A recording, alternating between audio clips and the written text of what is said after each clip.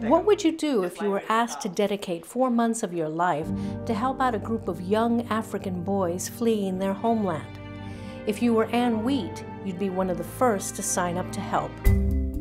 It's amazing, but Ann, when she is asked to do something, I don't think I've ever heard her say no.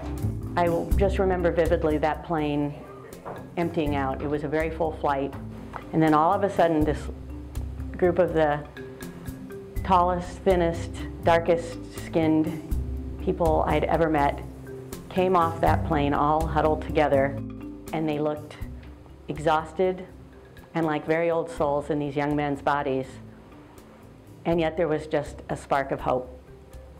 And I remember vividly thinking, this is more than a 4-month journey. Indeed, Ann's original 4-month commitment to helping the Lost Boys of the Sudan has turned into 12 years and counting. Lost boys like Jenny Dang endured unimaginable hardships. Thousands of them walked nearly 1,000 miles to refugee camps while being shot at and attacked. This after being separated from their families during a decades-long civil war. But they came with a saying, education is my mother and my father. And they knew that that was the gold ring that they were coming for. In 2001, it was how to find the direction in the city. You have to find the direction because we didn't know where to go. It was how to find the jobs. And then a year into that, it was how to learn how to drive. Kual Awan is the executive director of the new Lost Boys Center for Leadership Development.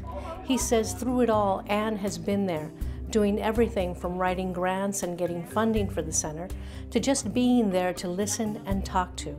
She's also been instrumental in helping the young men organize themselves to create a leadership council and to consider ideas to support their own community. But ultimately, it was one of the young men who came to me and said, too many of our brothers are falling through the cracks, they're falling into despair. We need a center.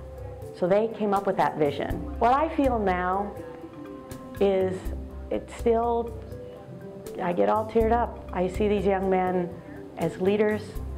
I see them with families. And I really realized at that point, all this work wasn't just about helping this group of well-deserving young men, 350 and now 500 in our community. It's helping generations. Ann Wheat believes that a cause she works and believes in should go on long after she's left it. She says volunteering should have a life after you. In her continuing work with the Lost Boys, she's building a legacy she can be proud of.